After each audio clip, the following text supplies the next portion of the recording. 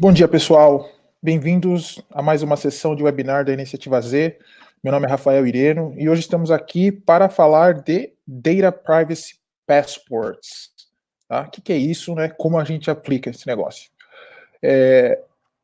Antes disso, uma pequena mensagem sobre a Iniciativa Z. Tá? Para quem não conhece, a Iniciativa Z é um programa de ecossistema para mainframe e nós trabalhamos dentro de empresas, dentro de instituições de ensino, com o objetivo de fomentar a tecnologia na comunidade como um todo. Tá? Então, se você é cliente, né, cliente de mainframe, cliente BM, e não ouviu falar da gente e está querendo alavancar conhecimento de mainframe dentro da sua instituição, entre em contato conosco. Daqui a pouco eu vou mostrar os nossos contatos, porque a gente tem uma série de trabalhos que a gente pode desenvolver aí em parceria com vocês. Do ponto de vista de academia, eu sou responsável por identificar e desenvolver novos talentos de mainframe. Então, se você, cliente, está buscando por novos profissionais, a gente tem hoje aqui uma lista bastante extensa de pessoas e de instituições que têm aplicado mainframe dentro de sala de aula, tá legal? Então, esse é o papel da Iniciativa Z, tá? Fomentar a tecnologia dentro e fora da IBM, com o objetivo de ajudar a comunidade a conhecer e a disseminar a tecnologia como um todo, tá legal? Compartilhando um pouquinho dos nossos contatos, tá? Como eu falei, eu sou focado em academia, tá? Eu sou o responsável por fazer parcerias acadêmicas. A gente tem a Ludmila, que é responsável pelo trabalho desenvolvido em clientes. Então, eu e ela, a gente trabalha de maneira constante, onde eu desenvolvo, identifico pessoas, e ela leva esses profissionais, desenvolve iniciativas dentro das empresas para que esses profissionais novos sejam conhecidos. E tem o Bill Pereira, que é o nosso grande faz tudo. Ele entra como um profissional técnico que realmente demonstra tecnologia. Ele vai até vocês, ele vai até instituições para fazer demo, para mostrar a tecnologia funcionando e, de maneira geral, explicar como você pode usar a tecnologia Z para alavancar aí as suas iniciativas de transformação digital, tá? Principalmente na área de modernização da plataforma. Mensagem está dada. Com isso eu passo para o Ronaldo, para que ele possa explicar para a gente o que é Data Privacy Passports e como aplicar essa tecnologia. Vai lá, Ronaldo. Olá, pessoal. Bom dia a todos. Bem-vindos à apresentação de hoje. Eu trabalho já há 13 anos, mais ou menos, 14 anos aí com a plataforma mainframe. E hoje meu objetivo é compartilhar com vocês uma tecnologia nova na plataforma mainframe, uma inovação que é chamada Data Privacy Passports. Eu vou explicar um pouquinho mais para frente o que é o Data Privacy Passports, mas uma das grandes utilidades que ele tem aí é ajudar as empresas a entrarem em compliance com a LGPD, a Lei Geral de Proteção de Dados Pessoais.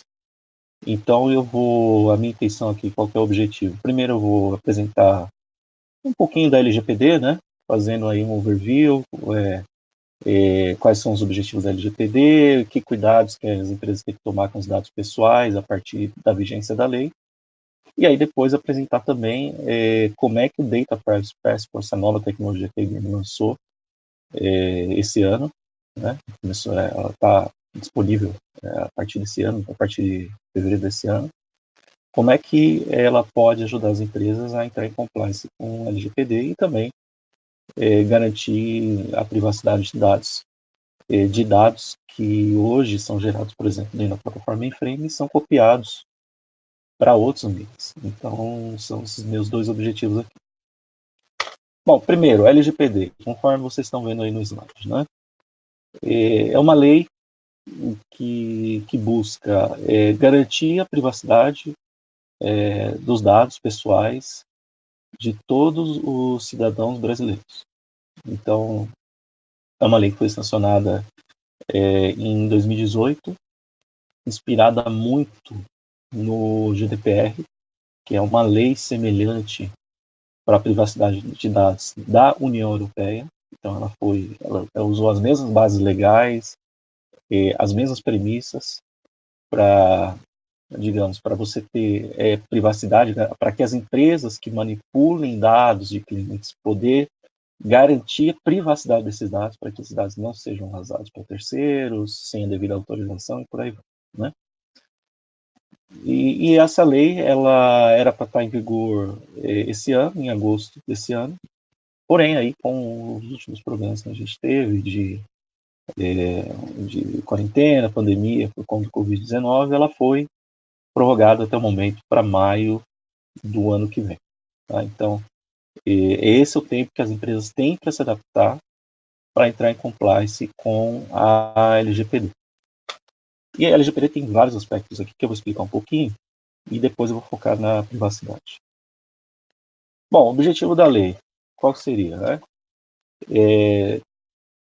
Regulamentar todos os dados, toda a manipulação de dados pessoais, por exemplo, de cidadãos brasileiros. Ou seja, se você tem lá registrado nome, RG, CPF numa empresa, esses dados são seus e, obviamente, esses dados têm que passar por um processo especial de controle nas empresas para que eles não caiam em mãos indevidas. Então, o objetivo da LGPD é exatamente esse, né?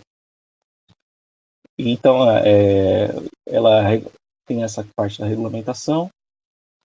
Globalização, a gente já falou que a lei ela está alinhada com o GDPR, que é uma lei semelhante na União Europeia, e também ela tem uma série de regras que têm que ser seguidas, que têm que ser seguidas para que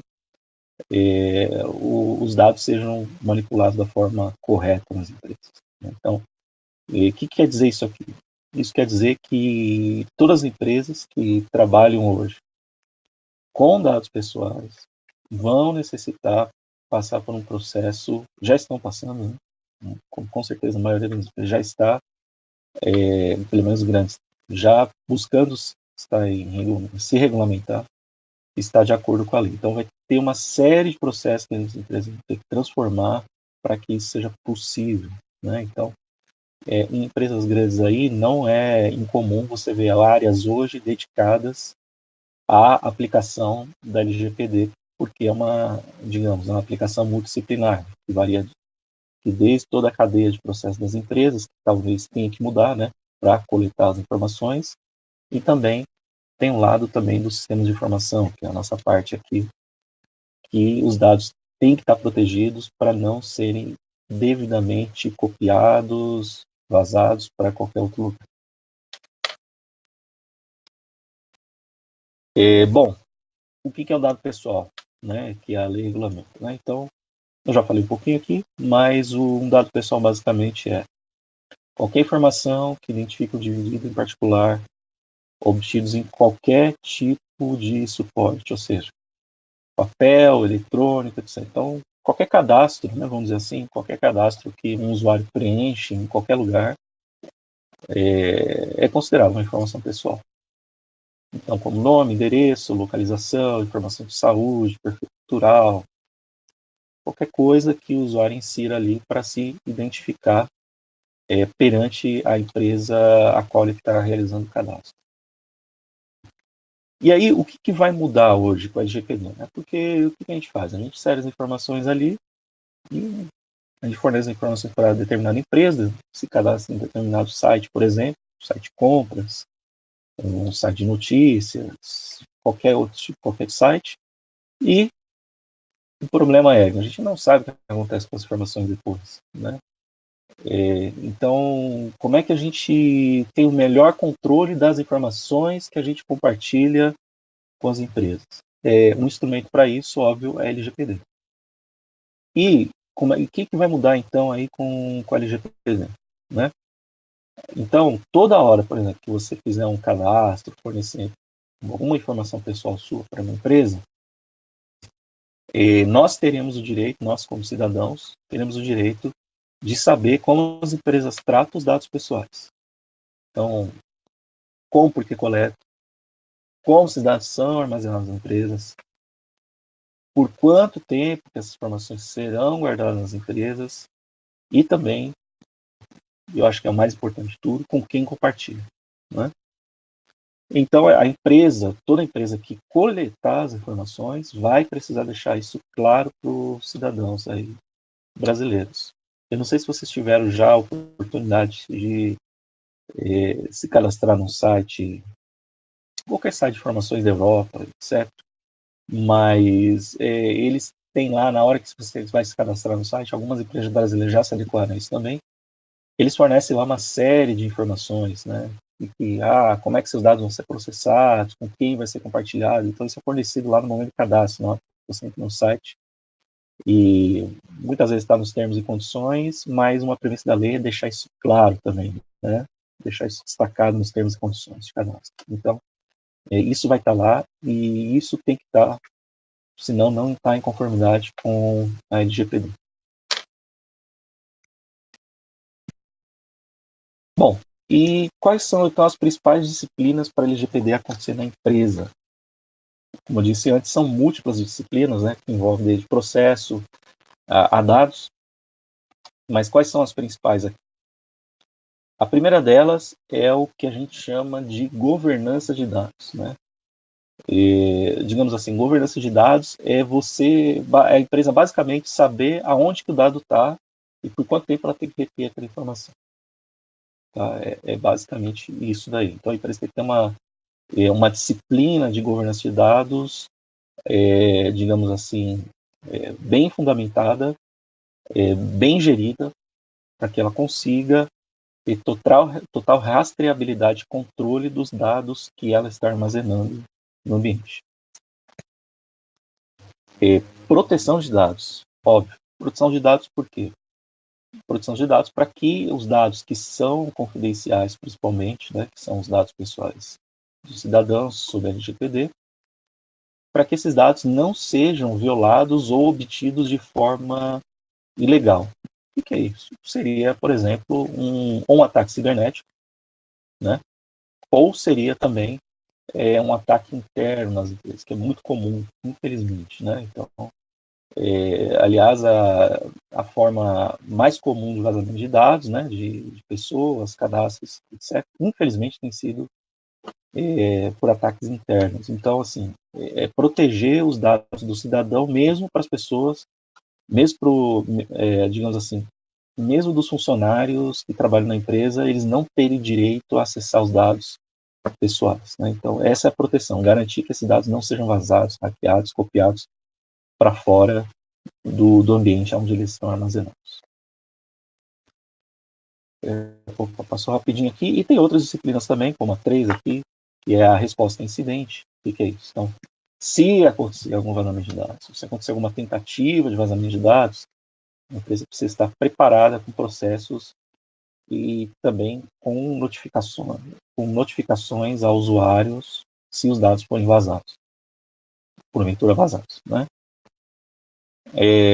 Análise de impactos e riscos, então, é uma disciplina constante, né, que toda hora que você troca o sistema, toda hora que você faz uma alteração no ambiente, seja no seu site, ou seja até mesmo nos sistemas de informação, na infraestrutura, precisa ter uma análise de impactos e riscos para saber se essa mudança que está executando vai afetar de alguma forma alguma disciplina da LGPD, alguma coisa da LGPD.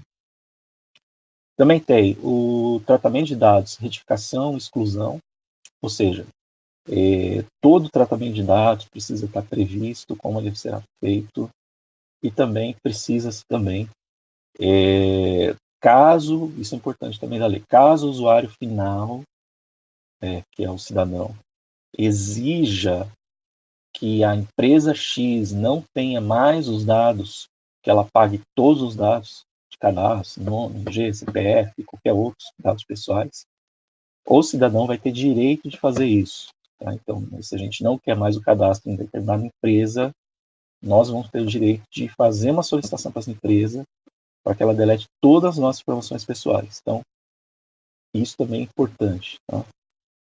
E uma outra disciplina também é o consentimento e compartilhamento dos dados, ou seja, Se a empresa vai compartilhar o dado cidadão, dado pessoal, com terceiro, também é necessário que o usuário final, ou o cidadão, tenha esse consentimento de compartilhamento de dados. Ou seja, nenhuma empresa vai poder compartilhar os dados com os terceiros se não notificar antes ou não tiver autorização antes do cidadão. Mas sendo exato, é ter autorização. Tá? Aí você vai me perguntar, Ronaldo, bom, a gente veio para falar de Data Privacy Passports, né? E a gente passou aqui por LGPD.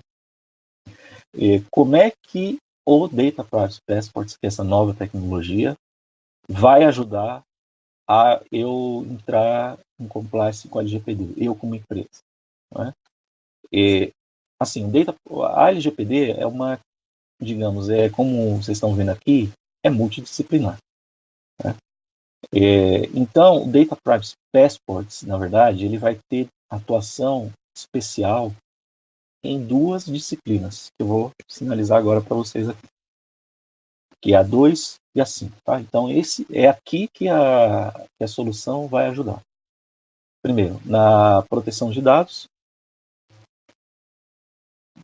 Por quê? Porque ele consegue fazer criptografia dos dados, eu vou explicar mais tarde isso, e também ele vai possibilitar eu tornar uma cópia do meu dado inacessível em qualquer lugar, que é eu posso chamar aqui de tratamento de dados, retificação e exclusão, né? Então, é onde aí que as empresas realmente, aí, eu diria, na parte de tecnologia, são 2 pontos principais, né, o 2 e o 5, e é onde o DPP, o Data Privacy Passport, pode mais ajudar as empresas a atender essas duas disciplinas. As outras disciplinas, como governança de dados, resposta a incidente, não são só ferramentas de tecnologia por si só, né, também envolve processos aí que eu não vou citar aqui nessa apresentação, mas a IBM, inclusive, tem um time especialista em LGPD e, se vocês tiverem interesse também nas outras disciplinas, nós podemos ajudar vocês a como atender, tanto na questão de processo como ferramental, sistemas, as outras disciplinas também. Tá? Então, a gente pode fazer isso, nós temos um time especializado nisso. Porém, o DPP aqui, que é a nossa ferramenta, a nossa grande novidade do mainframe, é a opção 2 e a opção 5. Bom, então vamos falar um pouquinho da lei, né? Me questionaram uma vez o seguinte, Ronaldo, toda hora você fala de criptografia de dados, proteção de dados, que o DPP e o próprio mainframe, o mainframe já disponibiliza criptografia dos dados há um bom tempo, né? E mais a questão do DPP agora, que vai criptografar os dados também fora da plataforma, mas eu li lá o LGPD e não fala nada de criptografia. É verdade, a lei, assim, ela não usa a palavra criptografia explicitamente, tá? Mas se nós lemos um termo da lei aqui, o capítulo 7, seção 1, sobre segurança e sigilo de dados, eu sublinhei aqui a parte da lei que diz isso, né? Que se tiver um incidente na empresa de vazamento de dados, ou seja, se qualquer cidadão relatar que seus dados foram copiados por fora, ou se tiver uma outra evidência que leve a isso, vai ser avaliada em eventual comprovação de que foram adotadas medidas técnicas adequadas que tornem os dados pessoais afetados incompreensíveis. Tá? O que é tornar os dados pessoais incompreensíveis? Ou seja, o que ele está falando aqui, que a lei está falando aqui? Se os dados forem vazados para outro lugar, esses dados não poderão ser lidos pelo malfeitor, por quem fez a cópia para fora dos dados. E para tornar os dados incompreensíveis, o que significa, na nossa opinião técnica, nossa interpretação, vamos dizer assim, técnica, é a criptografia. Óbvio. Por quê? Porque se os dados forem roubados para fora da empresa, porém estiverem criptografados, e a chave de criptografia, né, que eu vou explicar um pouco mais tarde, não ter sido roubada, né, existe uma tecnologia para isso, eu vou explicar daqui a pouco, quem roubou os dados não vai conseguir ler esses dados. Então, a importância da criptografia é essa. Tá? Se os dados forem, porventura, copiados para outro lugar, que não deveria ter sido copiado, e forem copiados criptografados, eles não poderão ser lidos. Essa é a premissa, digamos assim, de você ter a criptografia. Essa é a importância de você ter a criptografia nos dados que são protegidos pela LGPD. Bom, como eu expliquei antes, tornar dados compreensíveis significa criptografar para que eles não possam ser lidos caso sejam vazados. Eu vou explicar um pouquinho aqui sobre criptografia, tá? O conceito básico, qual que é o conceito básico? A gente tem aqui, na direita, esse cubinho aqui que eu vou chamar de dados em claro. Tá? Dados em claro pode ser o dado lá de nome,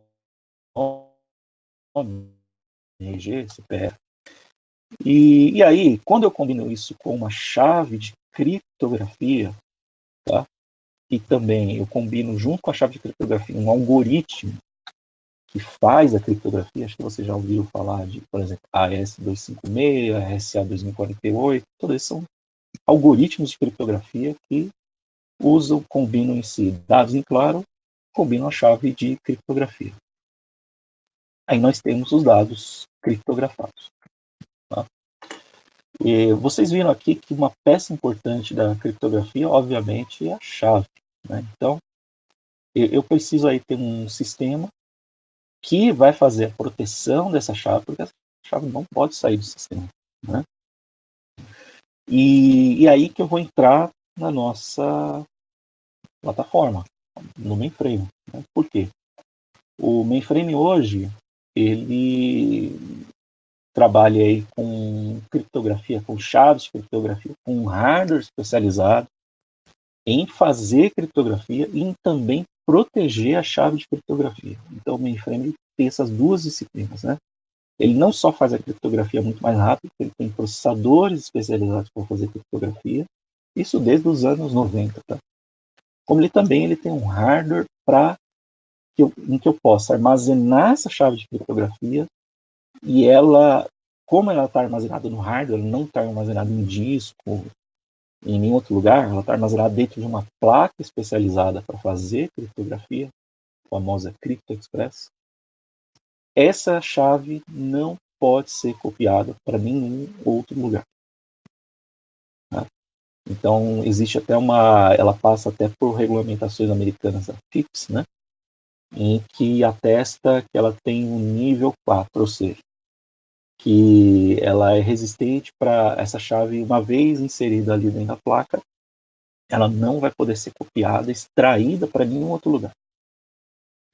Tá? Então, é basicamente isso. Então, esse é o conceito importante que a gente tem que ter. As chaves, apesar dos dados poderem ser copiados para fora, para outros ambientes, as chaves de criptografia sempre vão ficar armazenadas dentro do hardware, dentro da plataforma. Okay? Por quê? Porque se eu tiver um vazamento de dados, eu não quero que outros ambientes consigam ler esses dados. Então, aqui a gente lançou, desde os anos 90, o hardware de criptografia. Nós lançamos o storage para fazer criptografia dos dados.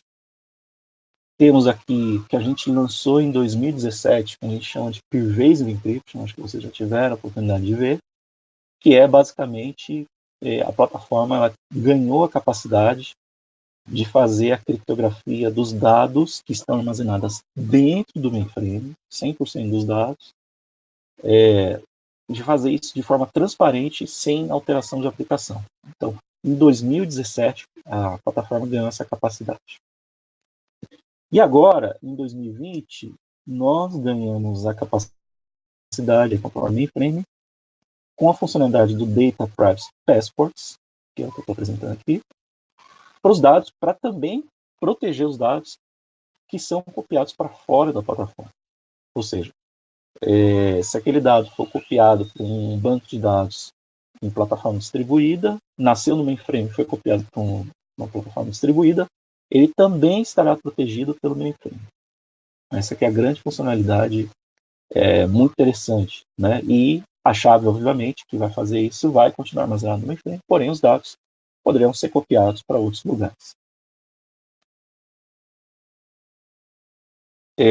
Então, como eu disse aqui, a Z14, tá? A tecnologia, para quem conhece hardware mainframe, a Z14, um hardware lançado em setembro de 2017, ela lançou essa funcionalidade de proteger 100% das informações armazenadas no mainframe.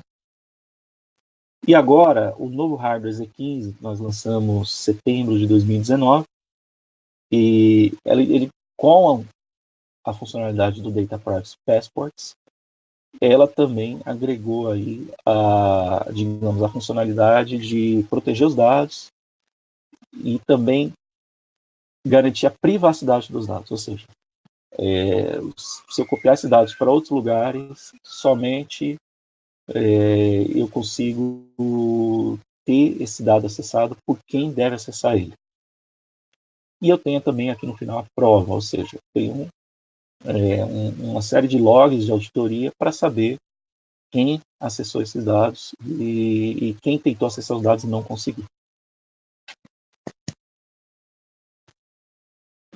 Como eu disse antes, aqui rapidinho, eu disse que a gente tem um hardware exclusivo para fazer criptografia, né? A gente chama esse hardware de CryptoExpress 7S hoje, tá? Mas basicamente é aquele conceito que eu disse antes. Nós temos um hardware dedicado, uma arquitetura de hardware dedicada para fazer criptografia, com dois benefícios. O primeiro benefício é a aceleração do processo de criptografia, que nós sabemos que computacionalmente é muito pesado, principalmente quando a gente compara com outras plataformas, né, de XATM, etc. A gente sabe que a carga de criptografia é muito alta e pode atrasar processamento online, processamento de transações, etc. E no hardware da Z15 a gente não tem esses impactos, porque a gente tem um hardware exclusivo para isso. E outro também, funcionalidade do hardware de criptografia da Z15, é que ele consegue fazer um armazenamento seguro de chaves para que a chave não seja violada, ou seja, não seja copiada para outro lugar, a não ser fora da placa de criptografia no mainframe. Bom, nós temos aqui também agora a funcionalidade nova, que é o Data Privacy Passports, que, por exemplo, quando a gente tem aqui um IBM-Z aqui embaixo, né, com criptografia pervasiva, nós podemos agora proteger essa informação também quando ela é copiada para outros lugares. Por exemplo, por uma cloud privada nas empresas. Também conseguimos proteger essa informação quando é copiada para uma cloud pública e também conseguimos proteger, esse acho que é o caso mais recorrente que eu vejo, quando esses dados são copiados para terceiros. Então, não sei se vocês lembram lá da LGPD que eu tenho que proteger as informações e também eu preciso também possivelmente revogar o acesso dos dados para não importa quanto sejam copiados. Então é aí que o DPP consegue ajudar as empresas a atingir esse objetivo. Então, o que eu tenho aqui no DPP, basicamente? Eu tenho dois tipos de proteção de dados, aliás. Eu tenho esse cadeado aqui que vocês estão vendo em laranja, é o que eu chamo aqui de Enforced Data, que eu vou explicar um pouco mais tarde, mas esse não envolve criptografia, esse envolve, na verdade, um algoritmo para embaralhar os dados copiados para fora. E o que está em azul, esse sim envolve criptografia, que é o chamado de Trust Data Objects. Eu prefiro não traduzir esse nome, prefiro manter no original. Mas esse sim vai criptografar os dados que são copiados para fora da plataforma, e esses dados vão ficar criptografados, não importa para onde sejam copiados.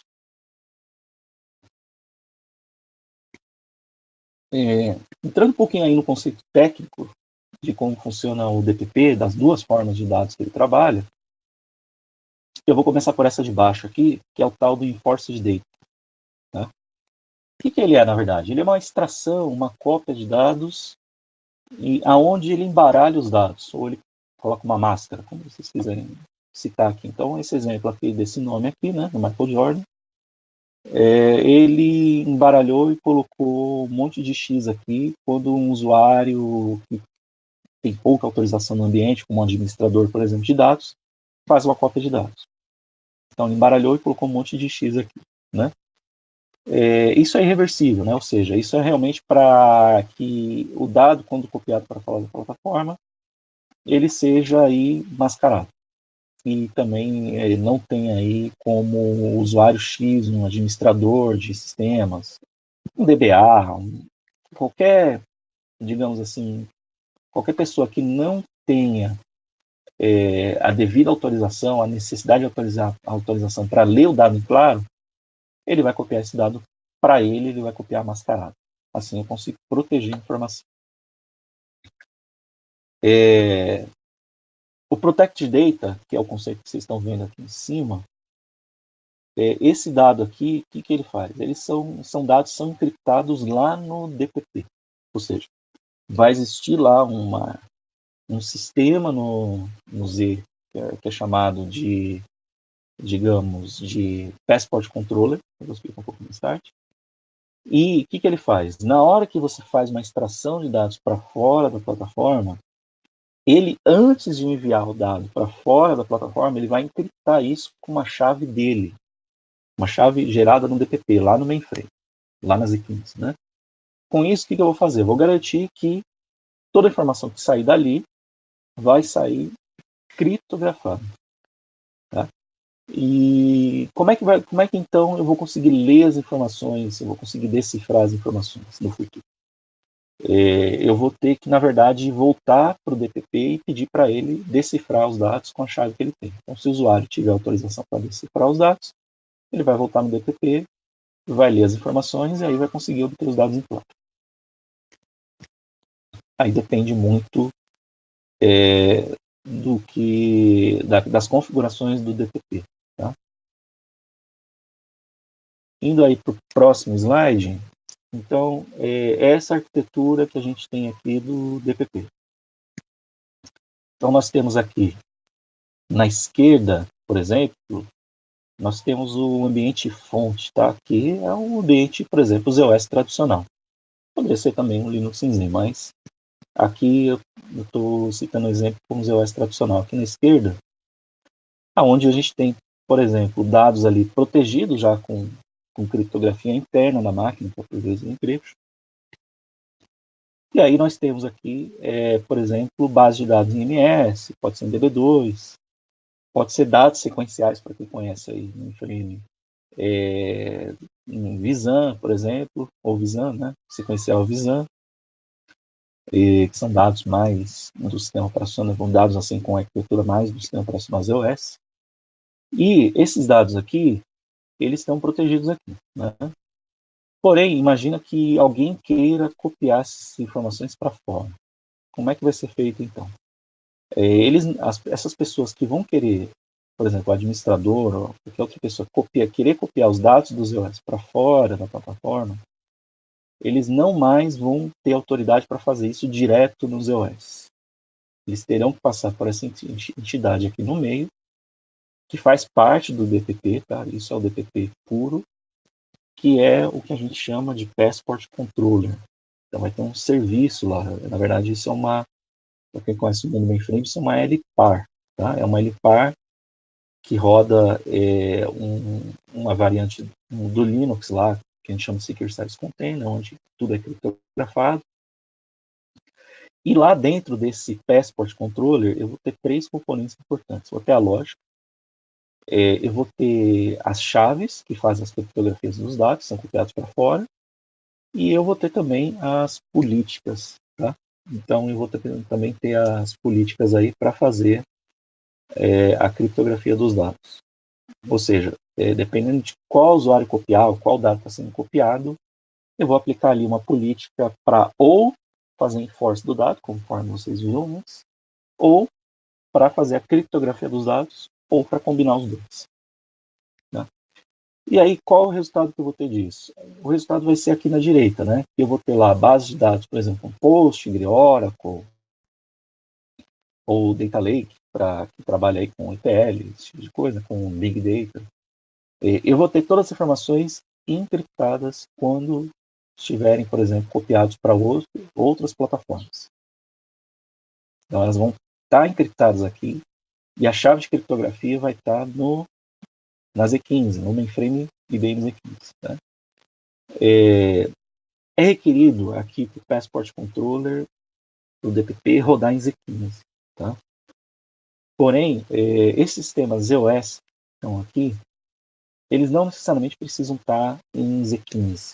Eles podem estar em outros, digamos, em outros ambientes, outras plataformas anteriores, outras gerações anteriores de máquina. Bom, aqui, qual que é a vantagem, né? A vantagem que a gente tem, por exemplo, a gente não precisa, com DPP, uma das vantagens é, se nós não tivéssemos DPP, quando a gente fosse copiar dados do mainframe, copiar dados para 3 entidades aqui, como cientistas de dados, dono dos dados e reguladores, para gerar conforme a necessidade de cada usuário, se nós não estivéssemos com DPP, nós precisaríamos gerar uma base de dados, uma cópia de dados para cada um. Isso é oneroso tanto em questão de governança de dados, né? Porque ter 3 cópias é ruim para eu controlar quem trabalha com o quê. E também é oneroso em questão de infraestrutura. Né? Imagina que essas bases tenham teras e teras de tamanho, por exemplo. Qual é a vantagem com o DPP? O DPP eu posso criar uma única cópia de dados só e definir diferentes políticas de acesso, diferentes views, né, vamos dizer assim, para cada grupo de usuário. Então eu consigo ter uma base única em que para os cientistas de dados, na hora que ele fizer uma query em cima dessa base de dados, ele vai receber alguns números embaralhados e o regulador, por exemplo, não vai conseguir ver nada. Porém, se o dono dos dados, que é o cidadão, por exemplo, fizer uma query nessa mesma base, ele vai conseguir ver tudo. Né? Isso é possível graças ao DPP. Né? Então, como é que funciona essa mágica, digamos assim? É dessa forma aqui. Tá? Então, dependendo do papel aqui, por exemplo, do cientista de dados, dono dos dados, o regulador, eles, dependendo de quem fizer a query, vai receber uma informação, digamos, um resultado diferente da query por a mesma base de dados. Como é que isso é possível? Né? Então, imagina que o DPP ele fez aqui uma cópia já previamente, tá? Para uma base de dados fora do mainframe. Por exemplo, no Oracle, que aqui está na direita, que é o Data Copy. O que eu consigo fazer aqui? Quando eu vou ter, então, 2 possibilidades, né, de ler essa base. Então, por exemplo, eu tenho a possibilidade de executar uma query diretamente para essa base de dados. Então, eu posso executar uma query diretamente para essa base aqui. Só que aí, independente de quem fizer a query, só vai ter um resultado, que ele vai receber uma devolutiva de dados criptografados. Porém, quando eu faço a query através do DPP, ou seja, do Passport Controller, aqui, o que ele faz? Né? Ele torna possível eu conseguir ler essa base se eu tiver autorização para isso. Por exemplo, imagina que o dono dos dados faça uma query direto na base. Ele não vai conseguir ler tudo criptografado e vai ficar frustrado com isso. Porém, se ele fizer uma query apontando para o DPP, o que vai acontecer?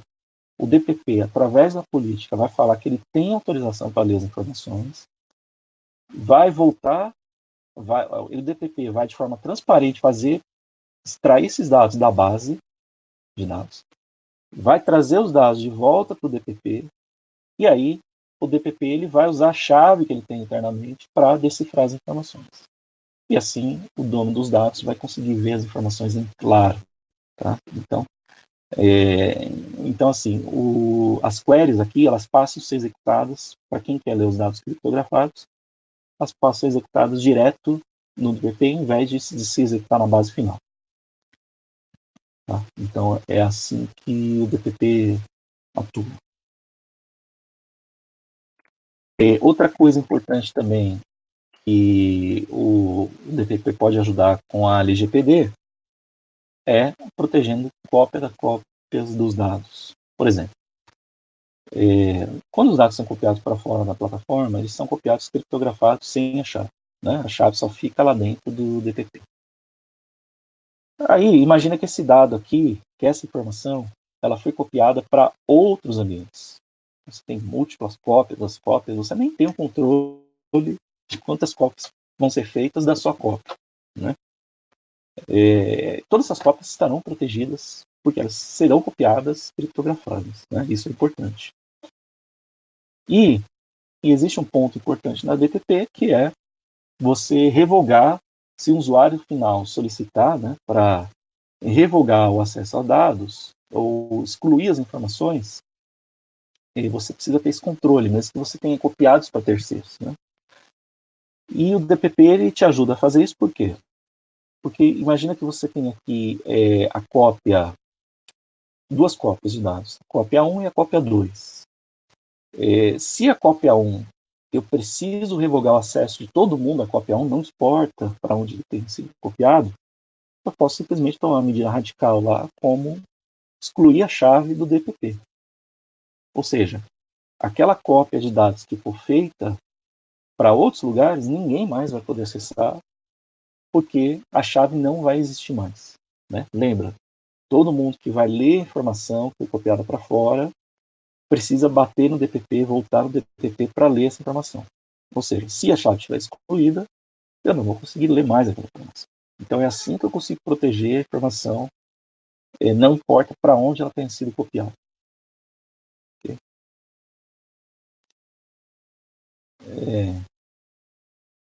Bom, eu acho que fica mais fácil aqui a gente colocar esses casos de uso numa demonstração, né?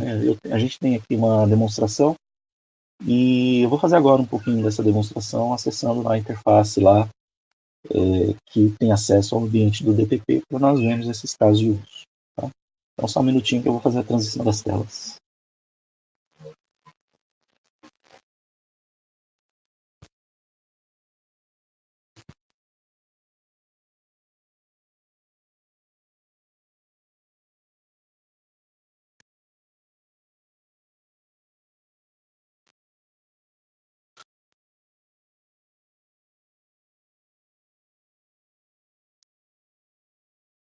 Vamos lá. Então essa aqui é uma...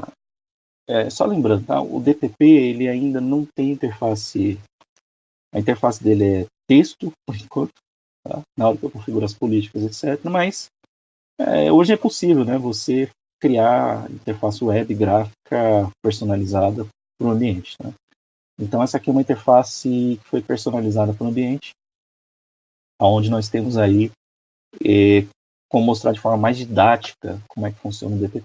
Então, é aquele mesmo caso lá que a gente explicou lá atrás, em que a gente tem, por exemplo, dono dos dados, que é eu, você, são cidadãos que compartilham os dados com as empresas, que, por exemplo, ele teria que ter direito a ler todas as informações.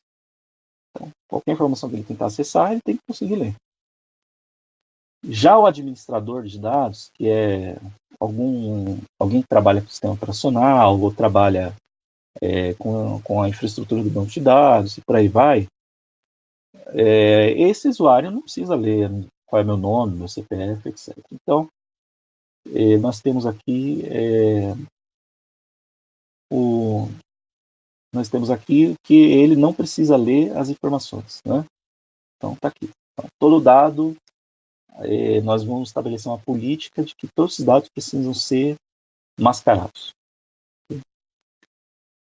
Nós temos também que a gente chama de data consumer, que pode ser alguém que faça analítica dos dados para conhecer melhor aí, de uma forma geral, o perfil dos consumidores, né? Todas as empresas fazem isso hoje, empresas que trabalham com um grande volume de consumidores, porém ela não pode acessar aí informações pessoais, sensíveis, como RG, CPF, essas coisas. Então, eu consigo combinar um mascaramento de dados com criptografia das informações para esse grupo de usuário.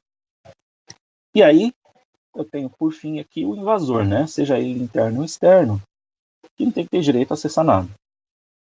Então, aí eu tenho que revogar o acesso dele para qualquer coisa que ele faça em cima do DPP. Então, a primeira coisa que eu vou trabalhar aqui, possibilidade, é do enforcement. Tá? Entrando aqui no enforcement, o que eu tenho aqui? Eu tenho aqui, por exemplo, aqui na esquerda, O usuário acessando a base direta, se ele quiser ver dados em claro. Porém, se eu quiser aplicar um enforcement, né, o que eu faço? Eu coloco o DPP entre a base de dados final e o usuário. Por quê? Toda hora que esse usuário fizer uma query na base de dados e passar pelo DPP, dependendo da política configurada no DPP, ele vai mascarar as informações para devolver para o usuário final. E eu tenho uma terceira opção também, que é o seguinte: posso gerar uma base externa com enforced data previamente, né, passando pelo DPP uma vez só, e aí qualquer um que fizesse essa base externa que está com os dados enforced, ou seja, os dados mascarados, ele só vai conseguir ler dados mascarados, né? Então, tem essas três possibilidades de implementação para o enforcement. E aqui eu vou mostrar um pouquinho aqui quais são os resultados de cada uma. Então, por exemplo, se o usuário final acessar a base de dados, né, direto, que é o que a gente talvez não queira, né, porque pode ser um usuário que a gente não quer ter autoridade para isso, né? Aí nós temos aqui embaixo, ó, tá vendo, o resultado da query, né? E o resultado da query, vocês viram que devolveu todas as informações. Isso é sem aplicar o DPP, tá? Deixando bem claro. Aí quando a gente começa a aplicar o DPP, olha que interessante aqui. Então vamos pegar, lembra o administrador de dados? Esse não tem que ver nada, né? Então quando a gente clica no administrador de dados, que é o administrador fazendo a query, então o administrador, lembra, é aquele que não tem direito a ver nada. Esse administrador está vendo tudo embaralhado, né? Acessando a mesma base de dados, né? Então é isso mesmo. Por quê? Porque existia uma política no DPP dizendo que o administrador de dados não pode ver nada. Ele só pode ver tudo embaralhado ou mascarado. Agora, se a gente fizer uma query na mesma base de dados, via data consumer, né, que é aquele consumidor lá que lê informações para fazer campanhas, etc. Aí ele tem direito a ver algumas coisas, né? Por exemplo, nome de... Eu vou colocar esse CIF aqui, como se fosse o nosso CPF, tá? Ele não tem direito a ver. Não tem direito a ver também o primeiro nome, o último nome da pessoa. Mas ele tem direito a saber, por exemplo, qual é a idade, tem direito a saber qual é o gênero, e tem direito também a saber de qual estado que ele mora. Então, para fazer uma campanha, mais que o suficiente, né? Então, aqui nós temos o data consumer, que vai fazer as campanhas de marketing, etc., vendo as informações que somente precisa ver. Se for o dono dos dados, ele tem direito de ver tudo, né? Que é o que está fazendo a query agora. Tá? Então, quando o dono dos dados faz uma query via DPP, aí ele tem direito a ler todas as informações. E, por fim, aquele usuário lá da toquinha, lá, o desconhecido, quando faz uma query no DPP, nós temos um erro aqui. Ou seja, o usuário não está autorizado a fazer a leitura de dados no DPP. Então, nós vimos aí esses 4 casos de uso bem cobertos aí no DPP. Okay? Então, essa é a questão do enforced data, ou seja, enforced data, lembrando, é aquele dado que é copiado para fora da plataforma mainframe e não pode ser revertido depois. Tá? Agora nós vamos ver aqui um exemplo de proteção dos dados. Proteção dos dados é o que a gente chama de TDO, Trust Data Object. E aqui nós temos dois casos interessantes. Tá? Esse primeiro caso de cima aqui, o que é isso aqui? É um TDO, é uma base de dados que foi previamente, durante a criação da política, ela foi copiada para fora da plataforma mainframe, por exemplo, foi para um OracleDB, no caso da demo aqui é um PostgreSQL, tá? Ela foi copiada para um PostgreSQL para fora da plataforma mainframe, porém ela foi copiada toda criptografada. E aqui eu tenho uma segunda opção que eu consigo também combinar essa base que foi criptografada com um enforcement, ou seja, com um embaralhamento, mascaramento dos dados, dependendo da minha política. Então eu vou fazer o seguinte. Primeira coisa, o que eu vou fazer? Independente do usuário, né, pode ser até o dono dos dados, ou pode ser um administrador do sistema, se ele fizer uma query direto na base, sem passar pelo DPP, ele só vai ter um resultado. Qualquer usuário que faça uma query nessa base. E são os dados criptografados, né? Então vocês estão vendo aqui, aqui embaixo, vou marcar para vocês aqui, ó. Vocês estão vendo que o número do CPF aqui do usuário, por exemplo, está todo embaralhado. Isso quer dizer o quê? Esses dados estão criptografados. Lembra quando eu disse para vocês que é assim que o DPP consegue proteger as informações? Se elas forem geradas cópia das cópias das cópias? É assim, tá? Se essa base aqui ela foi copiada para outros lugares, para outros ambientes, ela estará protegida pela criptografia que aqui está. Tá? Então, é assim que a base é protegida. E, assim, eu não consigo ler essa base sem passar pelo DPP. Agora, se eu quiser ler essa base, eu vou ter que passar aí sim pelo DPP. Então, por exemplo, está vendo todos esses dados que estão embaralhados aqui? Se eu fizer um acesso via administrador de dados, o que será que acontece, né? Vamos lá. Então, imagina que é o administrador fazendo uma query para o DPP. Aí o DPP busca os dados no TDO para depois o TDO, depois o DPP devolver para o usuário final. Esse é o resultado que eu tenho. Pode ver aqui o que ele fez por política. Tá? Ele decifrou as informações dentro do DPP, porém ele aplicou uma máscara, ele aplicou um enforced dentro. Por quê? Lembra que o administrador de dados ele não pode ver nada. Tá? Então, o que ele fez? Ele trouxe informações para o DPP e o DPP mascarou as informações antes de devolver para o administrador. Agora, se eu pegar aquelas mesmas informações encriptadas e passar pelo consumidor, por quem vai fazer a campanha de marketing, por exemplo, aí nós vamos ver o resultado de quem faz esse tipo de query, de data consumer. Na verdade, ele está voltando no DPP para depois devolver para o usuário final. Aí nós temos isso aqui, né? Lembra que o usuário, o consumidor de dados, que vai fazer a campanha de marketing, consegue ver qual é o gênero, idade e que estado mora. O resto não consegue ver. E aí, por fim, lembrando aqui que os dados estão criptografados. Então, eu fiz uma query de volta aqui para mostrar que os dados estão criptografados. Agora, e se o usuário final, o dono dos dados, quiser ler as informações? O que vai acontecer? Né? Então, vou clicar aqui no dono dos dados. E aí, o que ele está fazendo? O dono dos dados faz uma query no DPP, o DPP busca os dados lá no TDO, na base do Postgre, devolve para o DPP decifra as informações, aí depois devolve para o usuário final. Aí o resultado final que ele tem é esse aqui, ele consegue ler todas as informações, né? Que vocês estão vendo aqui embaixo na query, está tudo claro. Ok?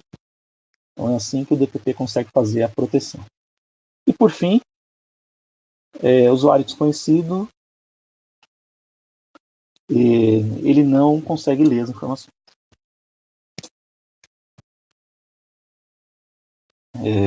Bom, e aí a gente tem aqui, por exemplo, a auditoria, né? Porque você vai precisar provar todo o acesso, quem acessou o quê. Então eu tenho uma log aqui, tá? Com toda a auditoria de quem acessou. Não vou entrar em detalhes aqui, mas eu tenho uma log aqui com todo o acesso que foi feito ao DPP. Tá? Bom, pessoal, eu acho que era isso que eu tinha para apresentar para vocês de demo, né? Essa aqui é a arquitetura da demo, só mostrando aqui que a gente tem lá um ZOS, a gente tem também um DPP funcionando dentro de uma Z15, e as bases de dados pode tanto estar no Linux, como também copiados para fora, como, por exemplo, em nuvem, tá?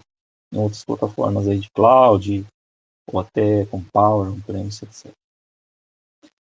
Voltando aqui um pouquinho ao slide, quero mostrar para vocês. Então, fazendo um resumo básico aqui, o que nós vimos? Eu vou voltar aqui. Só um minuto.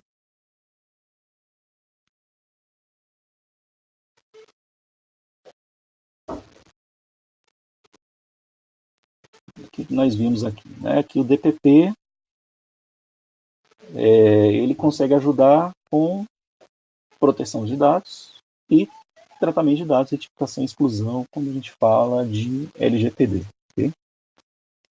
Então, esse ambiente de demo que eu mostrei também, eu esqueci de falar que existe também um laboratório remoto para quem quiser ter contato com a ferramenta, basta entrar em contato comigo, eu vou mostrar meus contatos no final, mas existe também um laboratório remoto já criado na IBM, aonde você consegue fazer alguns exercícios ali com Data Privacy Passports. Então a gente também tem um laboratório. Então tudo isso que eu fiz aqui de criptografar as informações, decifrar, criar políticas, a gente consegue. Existe um laboratório e isso é possível de ser executado. Um script está pronto, qualquer um consegue fazer, basta seguir o script e aí ter um contato maior com a ferramenta.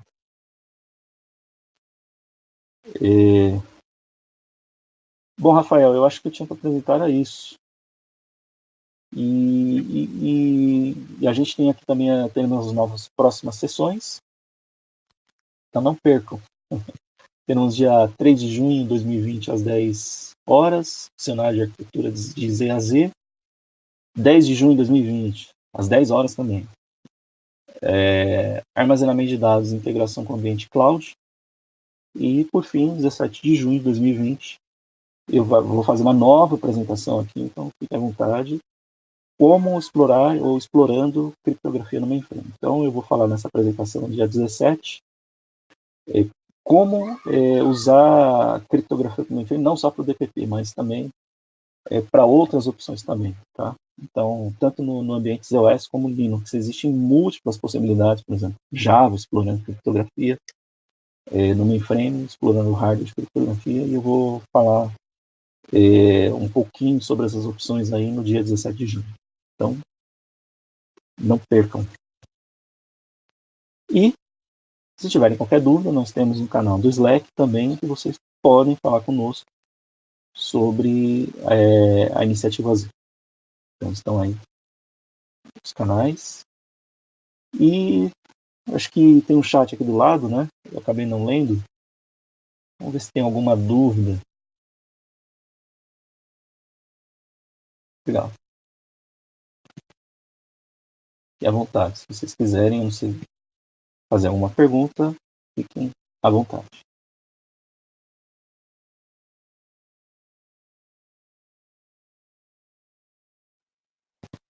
Legal, Ronaldo. Obrigado aí pela apresentação. A gente tem um pouquinho. A gente está quase fechando aqui o horário. Se o pessoal tiver dúvidas, a gente consegue esperar mais um pouquinho.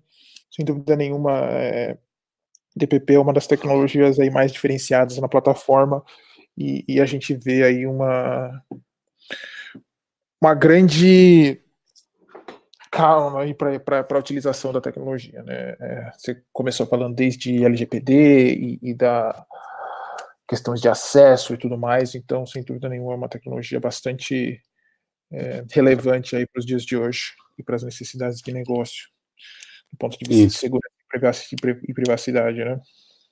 Eu coloquei os meus contatos aqui, tá? Na tela. Acho que tem gente que já me perguntou do Lab, né? E estamos disponíveis aí para fornecer o acesso.